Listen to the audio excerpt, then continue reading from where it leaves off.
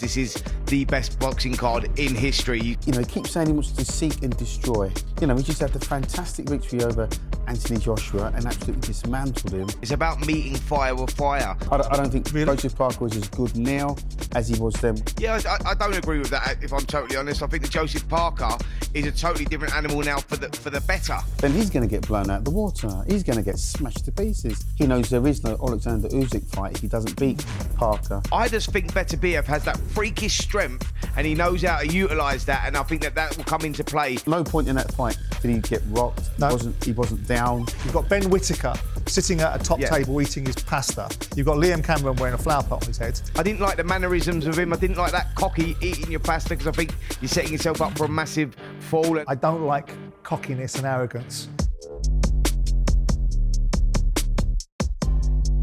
Welcome to episode 108 of Talk Boxing with Simon Jordan and Spencer Oliver. Spencer is not in the studio. He's down the line from Riyadh, but we're joined in the studio by the brilliant Duke McKenzie. Duke, lovely to see you. Thanks for joining us again. Thanks for inviting me on again, Simon. Brilliant, Appreciate mate. it. We've got one of the best fight cards that we probably both have ever seen in our lives coming up this Saturday on February 22nd. And one of the feature fights on it is, of course, the heavyweight battle between Joseph Parker and Daniel Dubois. I mean, this is an exciting fight, isn't it? I think this is, as you've already said, is going to be one of the biggest, if not the biggest, show of the modern era. Spence, I mean, you're out in Riyadh. I mean, we've seen some spectacular cards. I think this one's taking the biscuit on all of them. I mean, what sort of attitude and outlook and disposition are you exhibiting to it? And over in Riyadh, how excited are they getting about it all? Yeah, I mean, listen, you look in the history of fight cards and you look right down the bottom of the card and you see some unbelievable fights out here. And obviously people are excited about this one. I agree with you guys. This is the best boxing card in history. You think there's 14 fighters on this card, 333 fights between them and only 12 losses. And these guys are boxed at the highest of caliber as well. So it tells you, you know, just how good these fighters are on this card, and they're real 50-50s. Let's delve into this embarrassment of riches and start with the Dubois-Parker fight. Mm-hmm. What do you expect in this fight? What are you looking towards? I'm looking for Daniel Dubois to really make a statement. You know, when you win the championship, when you become a world champion, obviously you got to go and take the title from the challenger when you as the challenger yourself when you go in. But now he's actually the champion. He's got something to defend. But Daniel Dubois' mindset, Simon, is one of, you know, he keeps saying he wants to seek and destroy. And when he says that, you really have to believe him. You know, he just had the fantastic victory over Anthony Joshua and absolutely dismantled him. And he'll want to pick up on that and continue where he left off. Now, I don't really know right now how you beat Daniel Dubois, because he's always going to be on the front foot. He's a big guy, he's solid, he's full of confidence now. And they've done a really fantastic job with his mentality in getting him to believe in himself, to go with the ability that he has. So I like Dubois. I think he's going to do some real good things in this division. Spence, where are you in this fight, Spence? Yeah, well, listen, I've just been with Joseph Parker this morning. Seen Daniel Dubois walking around. He's not really wanting to talk so much media today, Daniel Dubois. He's going to see his physio and he's in training and he's sort of really focused. But I've been speaking to Joseph Parker. He's very relaxed. Looks big, by the way. You know, he's put on a lot of muscle bulk. He's bulked up a lot. Andy Lee's very happy with the conditioning, the way it's gone. And interestingly, what he said there, Joseph Parker, was it's not about moving away from Dubois and trying to let him tire and taking him into those later rounds. It's about meeting fire with fire. He said, I've done it with Deontay Wilder. I know how to do it. And it's about educated pressure, but putting him out of his comfort zone on his back foot. He's expecting Dubois to go to him early. He's expecting those big punches coming in him. He said he's prepared for that, but he's not budging. He wants to take centre of the ring. There's a real confidence around the team, though, with Joseph Parker. It's a fantastic fight, a real 50-50. But as I say, I was impressed by his size. I really was. Like, he's clearly put on the pounds, but in the right way.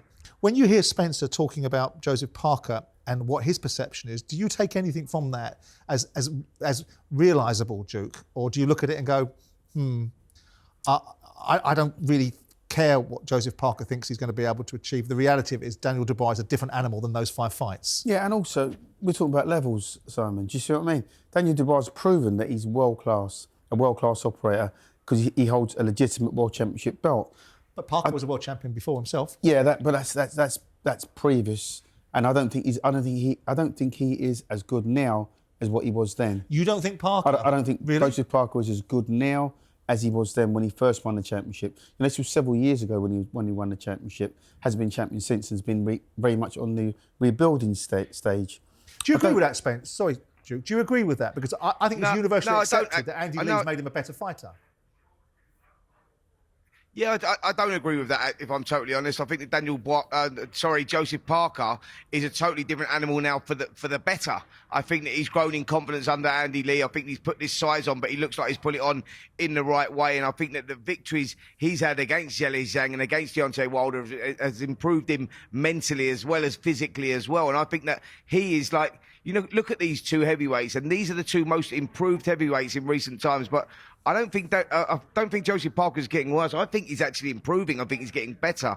33 years of age, and I think he's coming to his prime here. This is a real 50-50 fight. The general feeling out here, guys, by the way, as well, is that Joseph Parker can pull this off. He's got the tools to do it, and it is one of those. You wouldn't be surprised which way this goes. It's about who gets the tactics right, who lands the first shot, and, who can defend themselves, because I think this is going to be explosive early on. People that think it's going to be cagey from Joseph Parker, I don't think it is. I think he meets fire with fire. Duke, you and I have discussed this on previous shows, and I think we're aligned on the fact that we expect Daniel Dubois to win this fight, and we expect him to stop Joseph Parker. Yeah.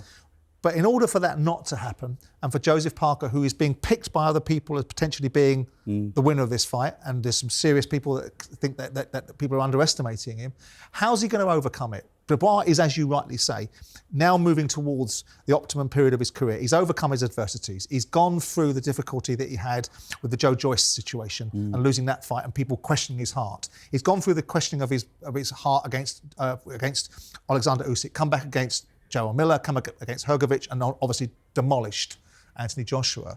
How is Joseph Parker going to overcome what both you and I see, and more importantly what you see, is a one-way direction of travel, which is Daniel Dubois is going to stop him? Yeah.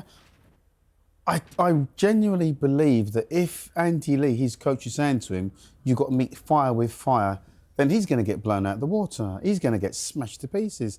I don't know how you beat Daniel Dubois. That guy is so physically strong, both mentally and physically now, Simon. You can't just go out and have a fight with him. You've got to be more smart than that. You've got to try and outbox Daniel Dubois, as was the case when he boxed Usyk. Usyk didn't try to fight Daniel Dubois. Usyk was doing what Usyk does. He jabs and he moves and he does what he does, which he's brilliant at doing. I don't think you can't fight Daniel Dubois because, like I say, he's too big, he's too strong, and he's got one thing in his mind, and he keeps saying to destroy and destruct. That's his mindset. He's going to take centre of that ring, and anywhere Joseph Parker goes, he's going to track him, he's going to follow him, and he's going to hound him, and he's going to put a lot of pressure on him. So Joseph Parker, if he tries to meet fire with fire, he'll come unstuck. I'm almost certain. But he's also got to get his respect, Duke, though, hasn't he, early in the fight? He can't allow Daniel Dubois just to pile it on. He's going to have to meet him somewhere at some point to be able to establish himself in the fight, isn't it? At some point, yeah, but he's got to nip and tuck. He's got to be a lot smarter than what they're saying he's going to be. If you try to fight Daniel Dubois, if I was putting money on it, then my money's firmly on Daniel Dubois because Daniel Dubois is too strong for him. He's a little bit younger, Dubois. He's a lot fresher physically and mentally than Parker. So if Parker tries to fight him, he will surely come unstuck. His best chance of winning this fight has to be to try and box Daniel Dubois, take him down the stretch, and take him down the stretch, get him into the later rounds, and hope that Daniel Dubois gasses. But Daniel Dubois he's not going to get tired. He's too young, Simon. He's too fresh. Got tired against Usyk though, didn't he? Yeah, but like I say, we're talking about Oleksandr Usyk. Talking about levels, yeah. Yeah, exactly. It's all about levels. Daniel Dubois fights at a level now where he really believes he's a world champion, and he's looked nothing but sensational since beating Usyk. I'm sure you'd agree with me on that. Yeah, yeah. I don't know. I just hope for Parker's sake that he doesn't try to fight Daniel Dubois. Certainly not in the early rounds, because Daniel Dubois from probably 1 to 4 will be at his most strongest in the fight. But if he tries to fight Daniel Dubois, then he's going to gas. Parker's going to gas. And Dubois will get a second wind and be straight on him. When you listen to that, Spence, I mean, that makes sense, doesn't it? I mean, ultimately, I spoke to Joseph Parker earlier on today, who kind of is saying the same things that you were alluding to, which is that he is going to meet, and I know there might be an element of kidology here, but he's going to meet Dubois in the middle of the ring. He's put on size to be able to potentially achieve some of that. When you listen to Duke, it kind of makes sense what Duke is saying. It's the polar opposite is what you should be doing, surely. Yeah, absolutely. Listen, and that's what everyone thought when Joseph Parker boxed Deontay Wilder. Don't go too Wilder, because if you get caught in that space early, you get turned. But he took the play away from him. And I think what Joseph Parker's saying here, it's not uneducated, go in there, throw everything and the kitchen sink straight at Daniel Dubois. He said, he's going to take the centre of the ring away, make him box in a different space. He's going to control that space. Joseph Parker is a tough cookie. He's been there with some big, heavy-handed fighters, Anthony Joshua included, and he's taken the shots, and he takes them well, and he comes back even when he's got off the floor. So you can't write him off. What happens if Daniel Dubois hits him and he doesn't hurt him, and he's still there, and he can ride the shots a little bit and take the power out of them and take him into those later rounds? Can I just take the conversation off on a different tangent, Duke, about mindsets and mentalities?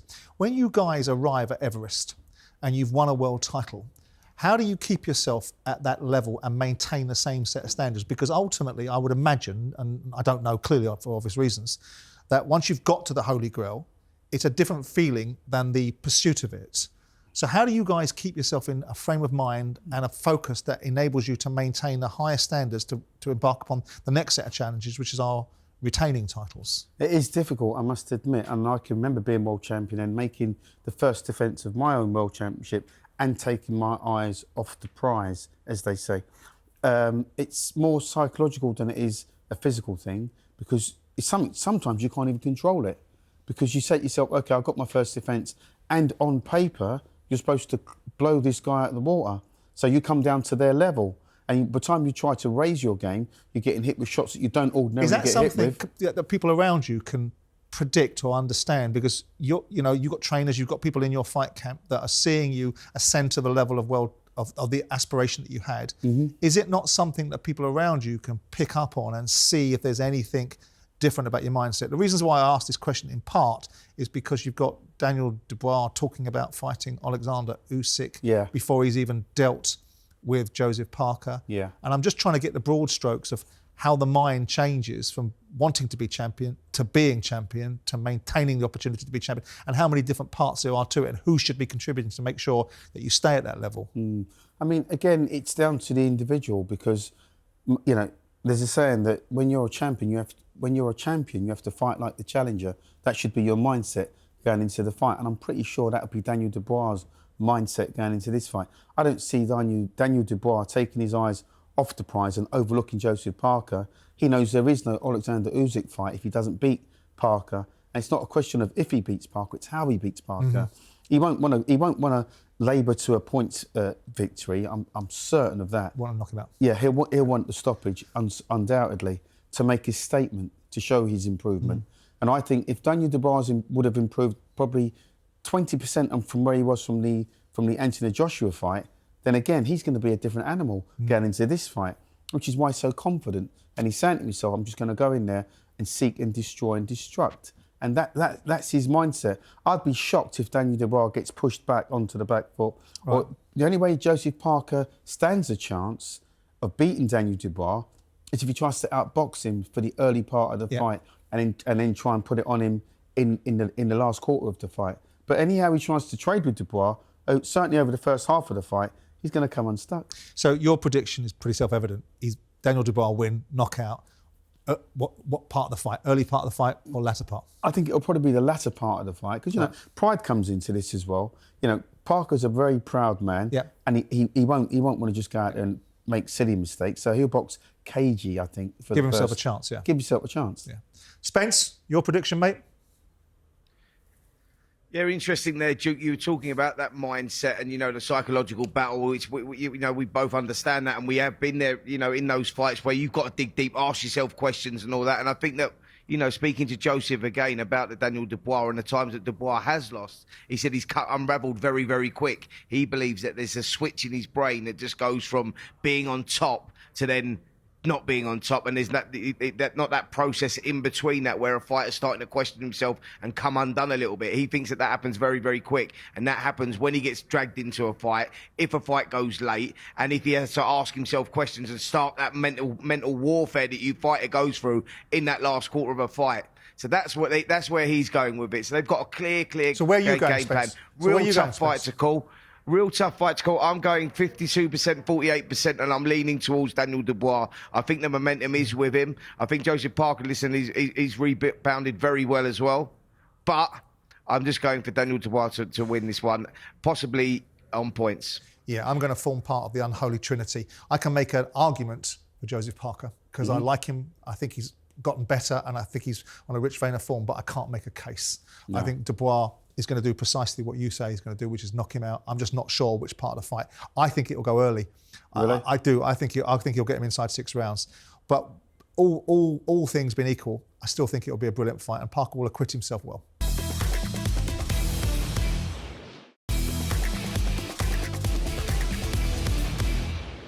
Main event, headline fight.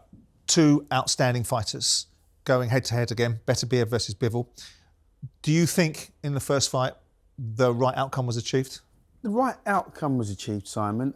There couldn't really be that much of an argument for Beterbiev winning the fight. It was a close fight. I thought Bivol just nicked it on a personal level. You know, it depends. So how does it make it the right outcome then? Well, I mean, because when you look at the fight, and if you're a scoring judge, you know, they clearly scored on Beterbiev. His aggression. Yeah. In the final third of that fight, the last sort of 3 rounds when he was still coming forward, he was very much on the ascendancy, still coming forward. But for me, Bivol, the way that he boxes and the way that he moves, you know, he's a mover and a shaker. Yeah. He jabs and moves and he throws lovely little combinations. But he was doing it constantly going back.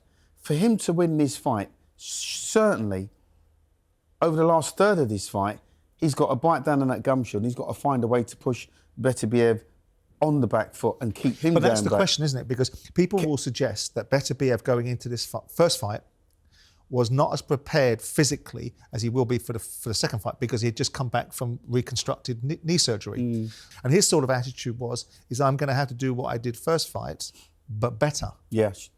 And is it as simple as that? Because that's ignoring the fact that you've got a wrecking machine in Beterbiev, and the more you put yourself in the way of opportunities for Beterbiev to capitalise on, the more likely he is to take them. I thought that Bivol, his tactics for the first fight were absolutely spot on. You know, you can't really stand and trade with Beterbiev at any point in this fight. You have to keep moving and shaking and keep turning him and keep spinning him, keep trying to offset him. Do you see what I mean? Mm-hmm. But where I think Bivol possibly let himself down was, you know, he did that from first to last, and there was only one or two stages in the mid-rounds where he actually got on the front foot and was prepared to trade with Beterbiev. But he's going to have to do that more so in the final third of this fight. Which puts him in the way of it. Which puts him in the way of it. Yeah. But he takes a good shot, because at no point in that fight did he get rocked. No. He wasn't down. And he got hit hard by Anthony Yarde, who I would suggest, with all due respect to Bivol, probably hits harder than Bivol. And Bivol, you know, in terms of Beterbiev's chin, I think, like you say, it's pretty well tested, and it's not going to be suspect. Spence, where are you on the Beterbiev Bivol debate? Yeah, it's an interesting one, isn't it? It's because it's about not what Beterbiev can do, because if it's not broke, don't fix it. And I think I'm with you, Simon, in this one. I think he had injuries going into that last fight, or he was coming off the back of injuries with the knee reconstruction, etc. And I don't think that he was probably the best version of himself, Beterbiev. And I think we'll see a better version of him going into this one. Forget the age and everything else, because he's not shown any sign of deterioration, and he lives the life as well. I spoke to Dimitri Bivol today, and I said to him, he said to me that he effectively had to go soul searching. He'd never lost before. He didn't like the feeling of doing that. It's re-stoked the fire. It's made him work harder, and he knows what he's got to do. It's that adaptability, controlling that space. The $1 million question is, can he keep Beterbiev off? Because he's not just a wrecking machine. He's very educated in what he does as well. There's a lot of thought process behind Beterbiev's work. Yeah. He's a good operator. And Bivol, does he carry the power to keep Beterbiev off? Because That's going to be the big problem for him. You know, he said that he's worked out what he done wrong in that last fight. He's going to control that space more. The output's going to be more. He's going to have a bigger volume of punches, and he's going to need to do that. Do I think he can do it? No. I think Beterbiev will start as a favourite in this one because I think you get a better version of Beterbiev going into this one. I'm not sure that Dmitry Bivol and his style can keep Beterbiev off. That's the problem. Do you not think, though, Spence, that when you look at the two, and I know a lot's been made of Beterbiev's injury, you know, he had the knee injury and he was, you know, wasn't at his best, allegedly. You know, even with his knee in place and everything, you know, on point, I still don't think that's going to make that much of a difference. I really believe that Bivol will turn this one on its head because he'd have to put in an absolute, you know, a flawless performance. He nearly done it in the first fight, but he just fell short, just marginally. But I really believe he'll be able to up his game because, you know, I don't agree with you to a degree where you say that this hasn't taken anything out of Beterbiev because I believe the first fight was so physical for him. You know, I know he does what he does. He walks you down and he hounds you and just puts constant pressure on you. But, you know, the miles that you put on the clock in that last fight can be quite significant. Yeah, I sort of agree with you, Duke, that could be the case. And the wheels could come off at any point when a fighter is 40 years of age and you've had the career that he's had, amateur and professional. But, you know, it's all about Bivol. Like, will he be able to keep that monster off? And, you know, yeah, he has got the boxing IQ, he's got the brains, and he has got that adaptability. That's what makes him one of the best pound-for-pound fighters in the world. But I just think Beterbiev has that freakish strength, and he knows how to utilise that, and I think that will come into play in this second fight. I thought he won the last fight quite comfortably. I didn't win him by 3 rounds, actually. And what he done, and geniusly what he done, and Duke, you will understand this, when the rounds were close, in the last 30 seconds of the round, Beterbiev put his foot on the gas, turned the screw, and that was the difference between winning and losing the rounds. Thank you for excluding me from the understanding of that point. Who's your prediction, Spence, is Beterbiev? Yeah, I think Beterbiev wins again. I'm Beterbiev. I'm going Bivol. All right. Okay. So we're split on this one. Let's move on to and go through the undercard relatively quickly and make a quick assessment of all the other fights. You've got a great fight between Carlos Adames and Hamza Shiraz. Spence, this is a great fight, isn't it? Yeah, it's a fantastic fight. It's a sort of coming-of-age fight now for Hamza Shiraz. This is his opportunity, WBC middleweight title. He's in against a good fighter, Dominican. Carlos Adames, I spoke to him earlier on actually as well. He looks fantastic. Switch hitter, very heavy-handed as well. The one loss he had on his record was really down to him not training enough, and I think that's been his downfall. And I think if you look for a weakness or a chink in his armour, it is that he fades late on in fights, and that's where Hamza Shiraz may take over, because Shiraz is brilliant, makes his opponents work. He covers up very well, but he's got to be careful early on here against Adames, because he throws shots from all sorts of angles. He's got a great repertoire and quick hands as well. But I think Shiraz should have enough in the tank here. But again, it's another 50-50. How good is Shiraz? I mean, I've watched his career. I watched it a little bit at the beginning when I was a little bit irritated with the Bradley Skeet fight and a couple of other fights where I thought he did things that weren't appropriate. But he's now matured into a real operator. How good is he? He's world class, and we're going to find out just how good he is. However, what he's got in front of him in Adames is such a good fighter, and he's such an intelligent fighter with it. You know, he's the kind of guy that, you know, I'd only fight him if it was mandated. You know, if I was like mandatory and I had no other way to go, I'd probably take one of the other champions. I don't think he could have picked a harder fight than this kid, I promise you, because Adames is that good.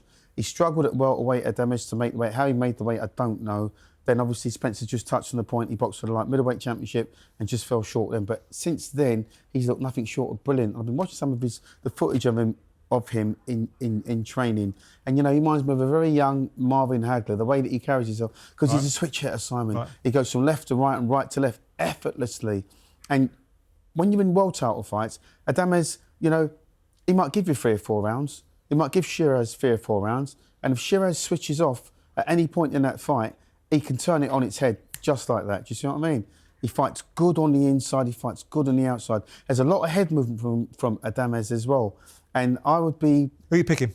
I'd be pleasantly surprised if Shiraz wins. Really? Yeah, I'd be pleasantly surprised if he wins. I just can't see him winning. Really? Yeah, I think Adames wins. Right. Spence, where are you on that?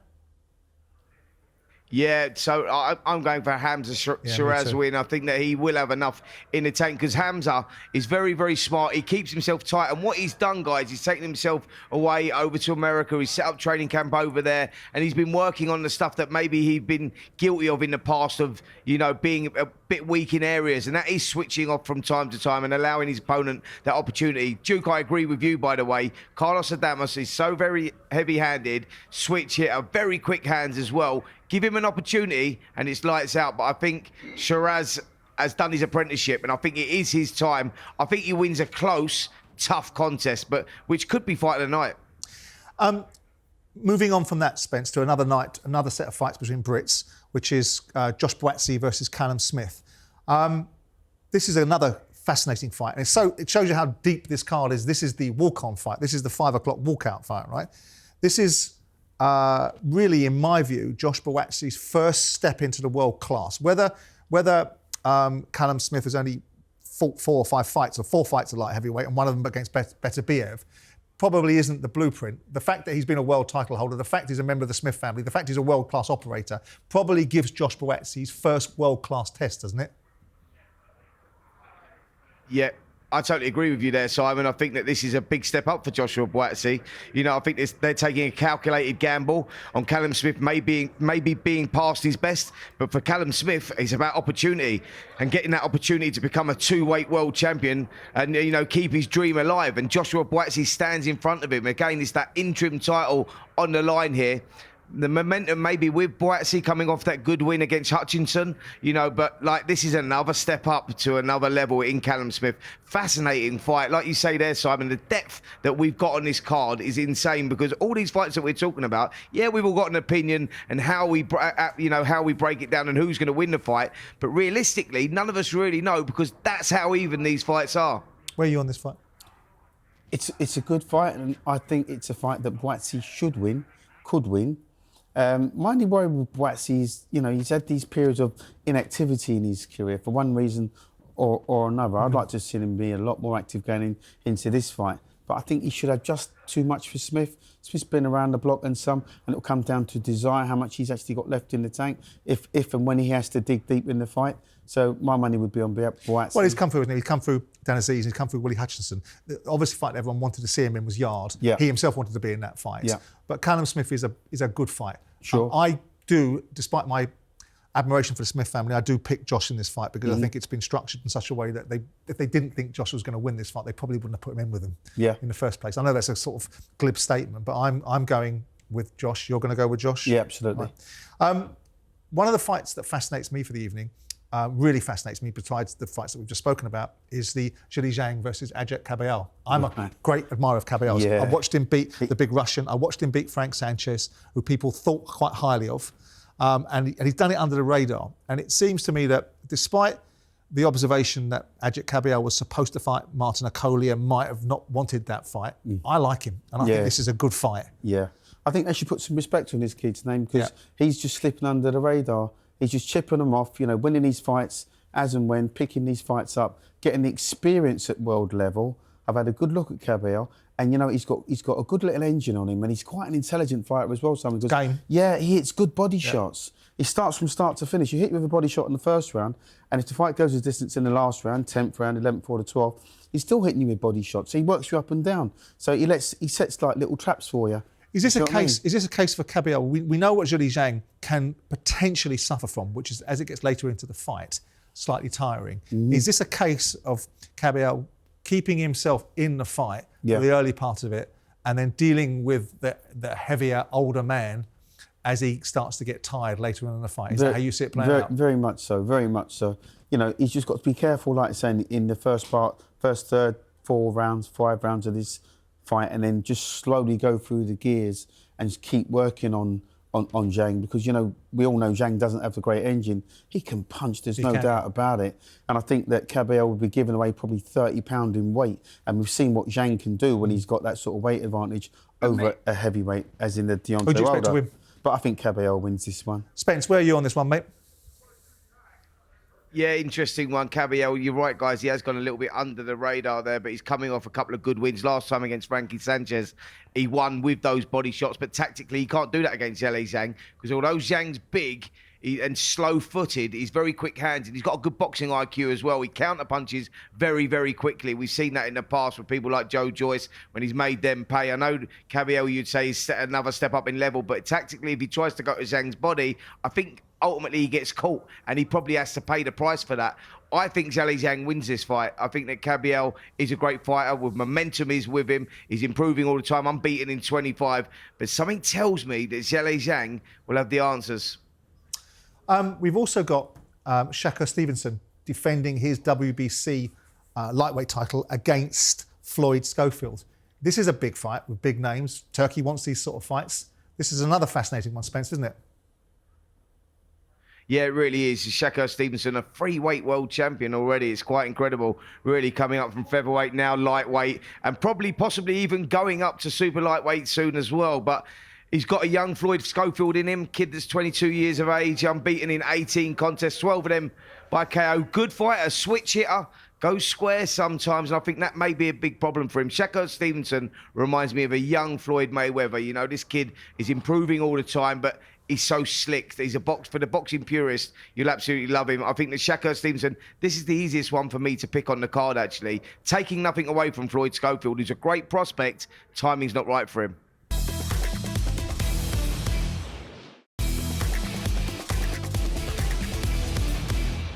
Disappointingly on the weekend, we saw Jack Catterall in a very tight fight with Arnold Barboza lose, which was unexpected to, I think, most of us. But we've got Sam Jones, Jack's manager, coming down the line. Sam, how are you? Disappointed, I suspect?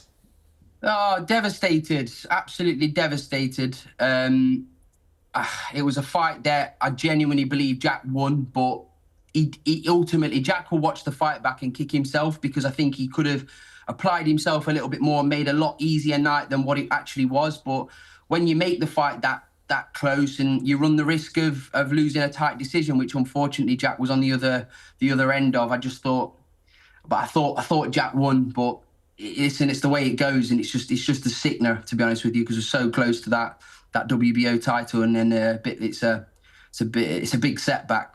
Spence, you agree? I mean, I thought Barboza won the fight. Do you think it was a fair decision? Yeah, I thought it was a fair decision. I thought Barboza won 7 rounds to 5. It was a close fight, and I agree with Sam on that. But I think that he will kick himself, Jack Catterall, for his performance, because I think there was times in rounds there, the close rounds as well, where he was waiting just a split second too long, and that can be, you know, that can have a massive effect on the outcome of a fight. And I think it happened there. You know, I think that Barboza, you know, at times got into a little rhythm, and he was just stealing rounds. Very close fight, tactical fight, but maybe Jack should have applied a little bit more pressure, because he's good at doing that as well. He's very educated in when he does that. You know, he's not reckless when he does that, but we didn't see enough of it, and I think that's why he'll kick himself. But I thought it was a fair decision. Sam, I know you don't think that he lost the fight, but ultimately he did. So yeah. Where do you think the fight was lost, and what do you think Jack needs to take from this, or what will he take from it?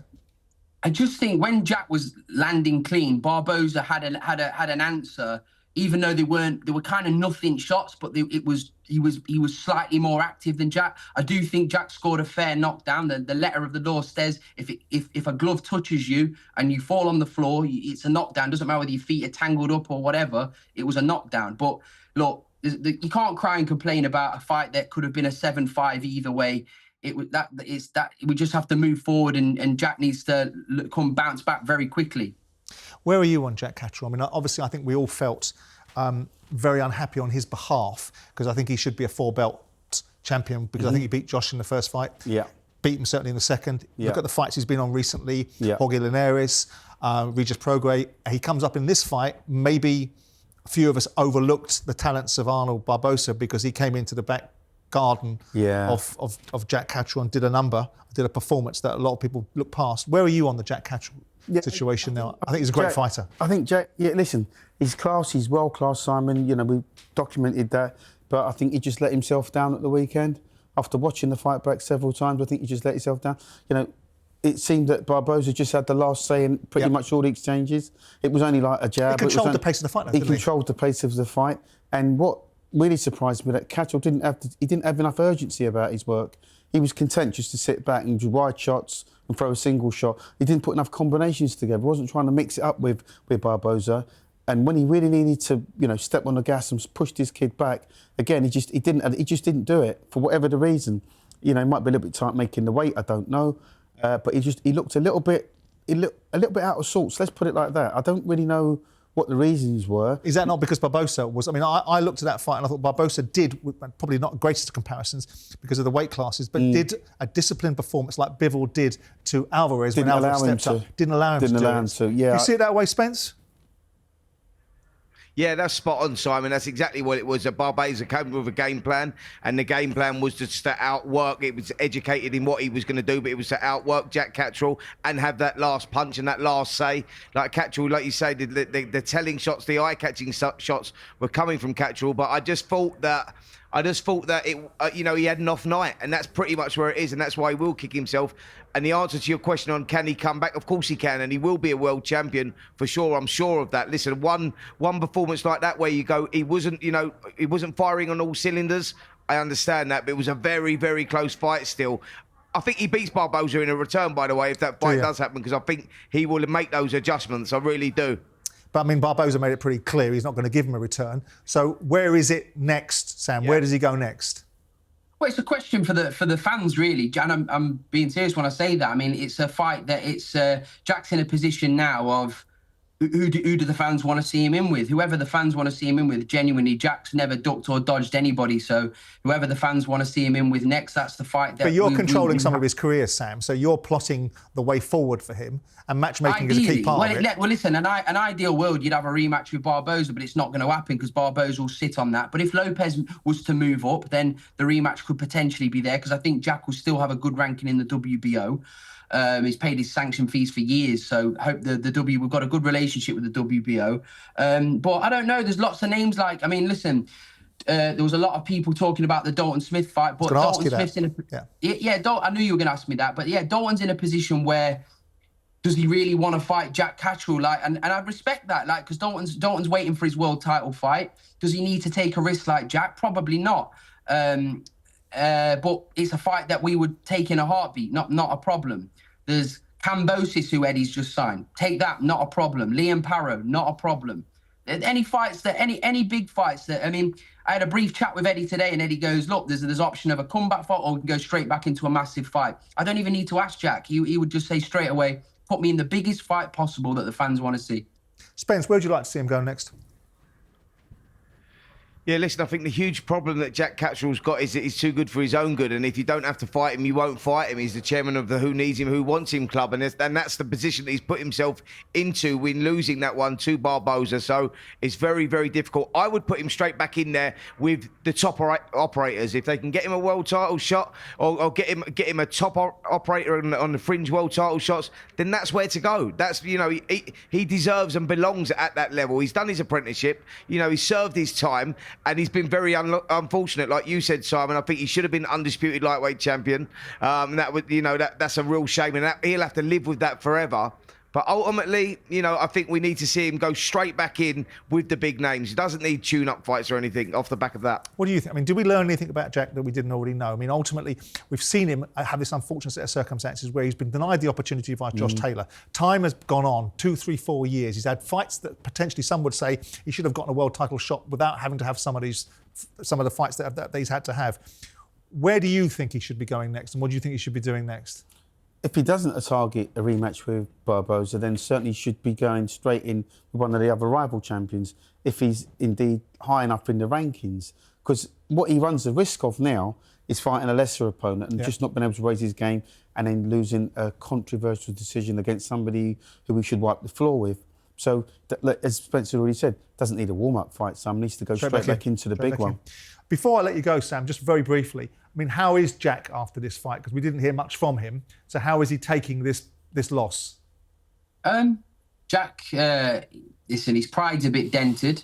That's how he said, but he's ultimately, he wants to hurry up and get back in there and right the wrongs of the last fight, even though he believes he picked the fight, but ultimately it was a pick and fight. He wants to get straight back in there.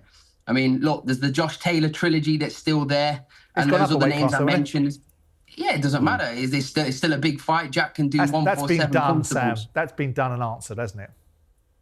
Well, it's a fight that I think it's 1-1, isn't it? Well, it's 2-0 really, but we're happy to make it 3-0. Listen, Sam, nice to see you. Thanks for your time. Give our best regards to Jack, and you keep supporting that scabby Derby County team of yours. Wow. Take care, see you, Simon. Bye-bye.